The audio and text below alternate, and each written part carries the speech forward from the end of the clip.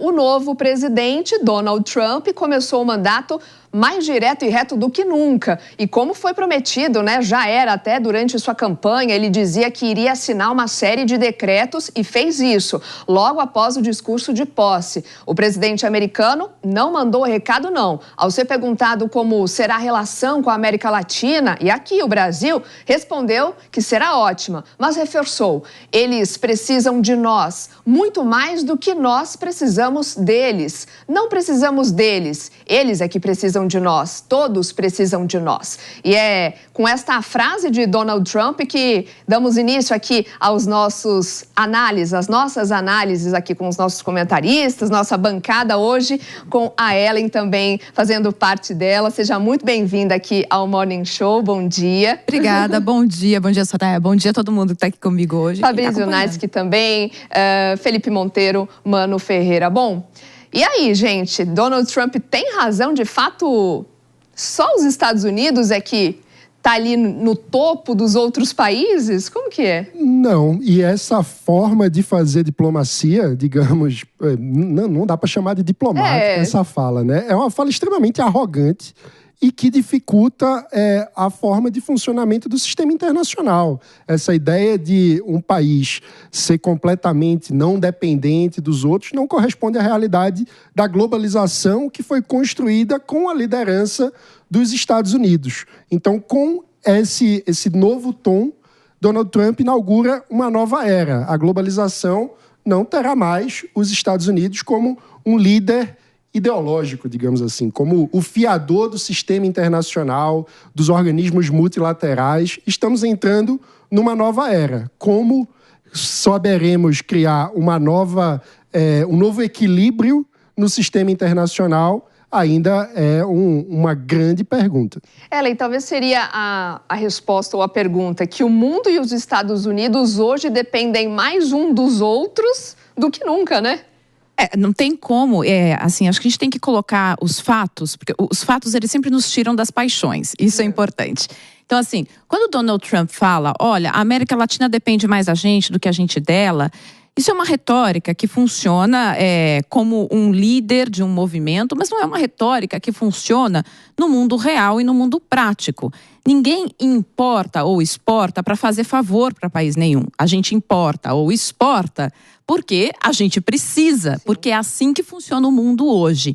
E quando você chega no momento atual em que o Estado-nação, ou seja, o Estado, o Brasil, a Argentina, os Estados Unidos, tem uma crise de representatividade e do que realmente pode ser feito, resta a seus líderes trabalhar com ideias que são ideias que podem arrastar mais emocionalmente. Então, o que você pode fazer se você é candidato à presidência de qualquer país hoje em dia? Muito pouco, essa é a verdade. Então, você pode falar de imigração e você pode falar de taxação, que são duas coisas que você pode resolver dentro da sua casinha ali. Agora, isso tem consequências, né? Isso tem consequências. É isso que eu acho que aqui a gente vai desenrolar hoje, porque não dá para você dizer nós dependemos, eles dependem mais da gente, porque não é real, não é assim o mundo real hoje. E aí, Pepe? Isso é um ponto interessante, né? Estava ouvindo aqui a Ellen falar, o Mano falar. Eu acho que mais do que a arrogância dos Estados Unidos, do Trump, na meu modo de ver, está aquele espírito americano de achar que é predestinado, de achar que naturalmente já é uma potência global, elevada, maior do que os outros países, que é a polícia do mundo, né? Que é a moral, estrutura ética do mundo todo. Eu vejo esse discurso do Trump muito mais relacionado com isso do que qualquer outro aspecto, né? E é claro, né, sobre o aspecto fático, ele tem toda a razão, né? Faticamente, né, pragmaticamente, todos os países dependem uns dos outros, né? Não existe um país 100% independente e autônomo. Os Estados Unidos precisam do Brasil para as commodities, né? Soja, café, cana-de-açúcar, minérios de ferro, né? Ou seja, né, não existe nenhum partido que pode bater no peito e falar assim, eu não dependo de ninguém, eu sou 100% autônomo e independente. Eu discordo muito da primeira parte do teu diagnóstico, porque eu não diria que Trump está reforçando o espírito americano, ele está indo contra a tradição conservadora, inclusive, dos Estados Unidos. Quando ele se coloca saindo dos mecanismos multilaterais, ele não está reforçando o papel americano de polícia do mundo, por exemplo. Sobre o aspecto específico da fala do Trump, que ele fala que o Brasil depende mais dos Estados Unidos do que os Estados Unidos dependem mais do Brasil. Mas essa afirmação em relação à questão dos órgãos multilaterais, a gente pode discutir de outra forma. Essa afirmação do Trump parte de um raciocínio que, no fim das contas, é mercantilista, ou seja, é pré-capitalista. Ele pensa nas relações econômicas como se, ao comprar de alguém, você estivesse perdendo.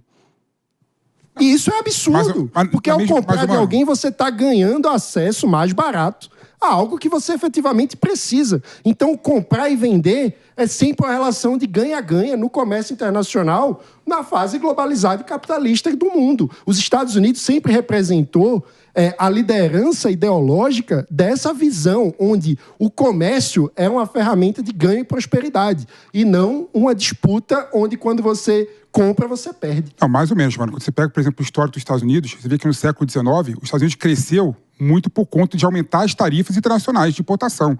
Eu até conversei sobre isso várias vezes aqui nesse programa, né? Os Estados Unidos cresceu sendo protecionista, não querendo se fechar para o mundo, né? Então esse papo liberal dizendo que os Estados Unidos faz a questão do neoliberalismo, questão de relação com os Estados, isso aí é que veio depois da Segunda Guerra Mundial, mas... E tem um ponto importante, mano, que vai ao contrário do que você falou até agora. Na mesma entrevista que o Trump falou essa frase, ele falou que a Europa deveria comprar combustíveis e energia dos Estados Unidos, né? Ou seja, claramente o Trump mostra, né, de uma forma pragmática, que precisa da Europa, precisa vender energia para a Europa, precisa buscar novas fontes de receitas, né? Então, apesar de ter falado de forma retórica que não depende do Brasil, né, ou que o Brasil depende mais dos Estados Unidos que os Estados Unidos do Brasil, ele, ao mesmo tempo, mostra que precisa de dinheiro de outros países. Vamos trazer para essa conversa também, conversar com um cientista político, Fábio Osterman. Ele esteve ontem aqui conosco, trazendo também a visão e perspectivas, expectativas para o grande dia, né, que foi segunda-feira, a cerimônia de posse. Fábio, mais uma vez, obrigada pela sua participação aqui conosco. E aí, hein? Na sua análise, o mundo realmente precisa mais dos Estados Unidos do que os Estados Unidos do mundo? Qual é a sua avaliação? E se você também pudesse trazer uma análise do que você achou ali do pronunciamento do novo presidente. Ele deixou ali recados e frases marcantes, né, como até a gente já esperava que fosse. Quero que você traga um pouco da sua análise também a respeito dessa frase que ele disse, então, de um mundo realmente não precisar, aliás, dos Estados Unidos precisar do mundo. Muito bom dia, Soraya, e em especial bom dia ao nosso qualificado painel de comentaristas. O Donald Trump, quando ele faz um discurso, a gente percebe que ele pega retalhos de partes específicas da sua plataforma e coloca também um componente significativo de improviso, né? Então, com frequência costumam sair algumas cartas do baralho ali inesperadas, mas eu estou bastante interessado em saber o que virá de prático na administração Trump. E ontem a gente começou a ver isso a partir das ordens executivas, né, que já delineam algumas linhas de atuação do seu governo.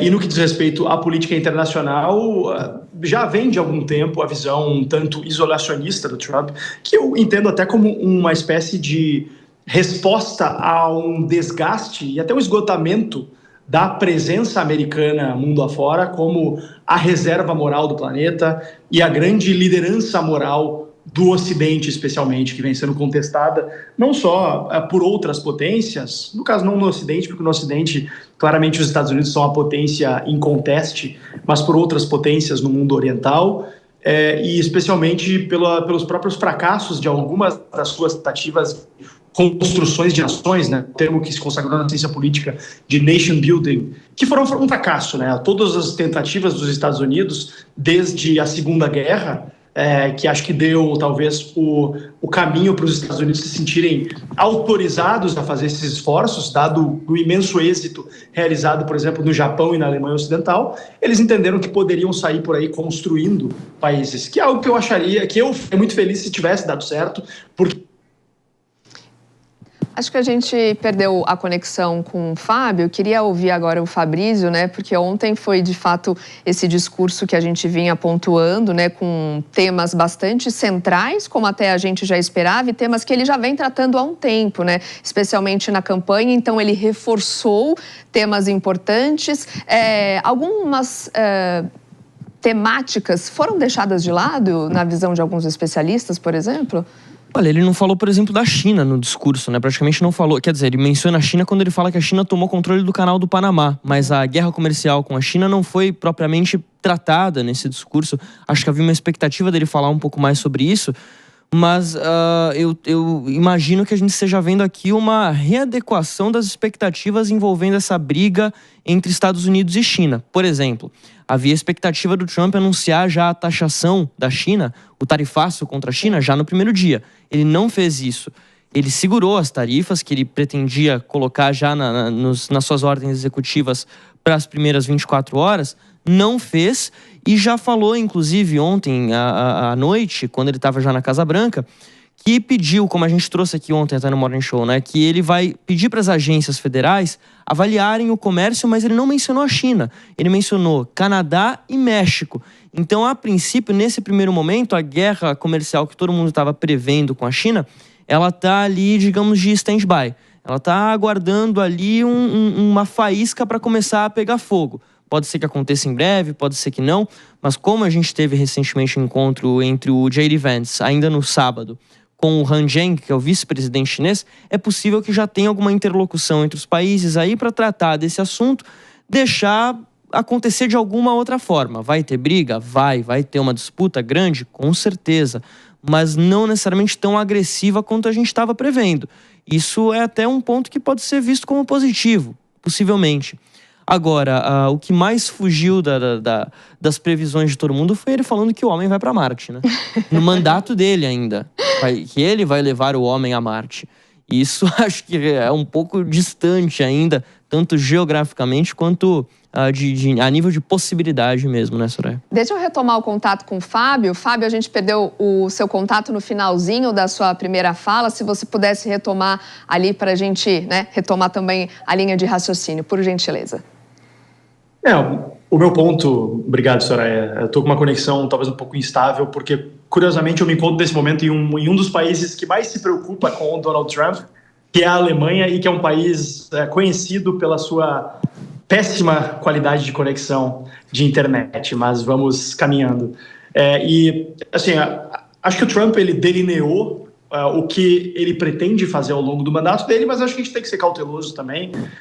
Acho que, ao mesmo tempo, não há espaço para desespero com parte da esquerda brasileira e mundial, e especificamente o mainstream político da Europa e também nem tanto espaço para um entusiasmo exacerbado, como eu vejo parte da direita brasileira aderindo. Eu acho que a gente tem que ter cautela. O primeiro mandato do Trump não entregou tudo aquilo que prometia, teve avanços em relação a administrações democratas, e acho que o próprio Trump agora já coloca, e eu acho que é aí que era a parte que eu acabei caindo, ele já delineia algumas ações práticas que passam a ter um relevo não só prático em termos de políticas públicas no dia a dia da administração federal alemã, que diferentemente dos Estados Unidos, que diferentemente do Brasil, não é tão presente na vida dos cidadãos. A administração federal no Brasil, ela é imensa, ela é gigantesca. Nos Estados Unidos ela é mais residual, mas o Trump já emitiu algumas ordens executivas, né, que são os decretos deles, estabelecendo restrições diversas, por exemplo,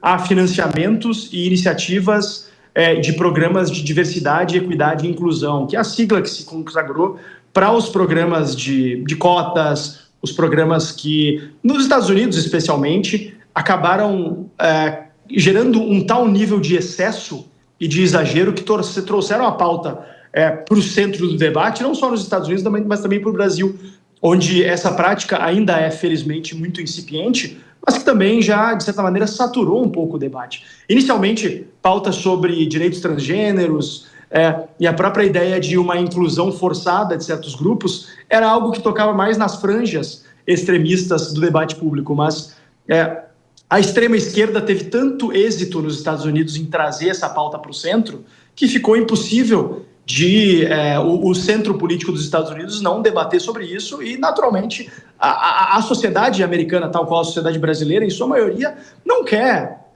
extremismos em relação a algo tão complexo quanto questões de gênero, quanto as dinâmicas da sociedade em relação às pautas de equidade, inclusão e diversidade. Então, acho que vai ser interessante de observar e tentar filtrar o que a gente pode trazer para o Brasil e o que a gente pode incluir na nossa pauta de discussões aqui, tanto em nível legislativo quanto no nível do executivo. Agora você vê, de fato, esse encontro do presidente Lula com Donald Trump acontecendo para que eles possam alinhar futuros, essa relação, de fato, dos Estados Unidos com o Brasil, diante dessa fala, então, do presidente Donald Trump, dizendo que o Brasil e a América Latina precisam mais dos Estados Unidos do que os Estados Unidos precisam deles. Eu acho que, em termos de comércio internacional, eu concordo 100% com o Mano de que existe uma relação de ganhos mútuos. Caso não houvesse, as relações de comércio não se estabeleceriam, porque as relações de comércio não se dão entre os governos. Os governos facilitam ou obstruem as relações de comércio, mas quem as estabelece de fato são indivíduos, são empresas. E claro, as empresas estatais, como a gente tem no Brasil, muitas também acabam sendo atores desse comércio. E no que diz respeito à diplomacia e a diversas formas de cooperação, como por exemplo cooperação militar, o Brasil, sem sombra de dúvidas, precisa muito mais dos Estados Unidos do que os Estados Unidos precisam do Brasil. E eu acho que o Brasil só tem a perder se o presidente Lula levar para a política externa, aliás, seguir levando para a política externa os seus preconceitos ideológicos e o seu histórico anti-americanismo. Acho que o Brasil precisa se manter integrado aos Estados Unidos por uma questão de desenvolvimento tecnológico, por uma questão de, como eu disse, cooperação de tecnologia militar, por uma questão de abertura do mercado americano para nós, que apesar de os Estados Unidos não serem mais o nosso parceiro comercial principal, eles seguem sendo, dentre os principais, seguem na segunda posição e tem a maior diversidade de produtos exportados para lá, lembrando que a nossa relação com a China é muito baseada em gêneros agropecuários que de uma hora para outra podem acabar sofrendo choques. Então a nossa relação com os Estados Unidos é uma relação muito mais de longo prazo, é uma relação histórica. Os Estados Unidos foram o primeiro país do mundo a reconhecer a independência do Brasil e evidentemente temos laços culturais fortíssimos e o Brasil perderia demais se Lula seguisse levando a cabo para essa administração dos Estados Unidos os seus preconceitos ideológicos. Conversamos com o Fábio Osterman, cientista político. Mais uma vez, Fábio, nossos agradecimentos pela tua participação aqui, também para ajudar a gente a entender um pouco desse cenário internacional e o que vai ser daqui para frente. Certamente nos próximos dias conversaremos de novo. Uma boa tarde para você. Obrigado.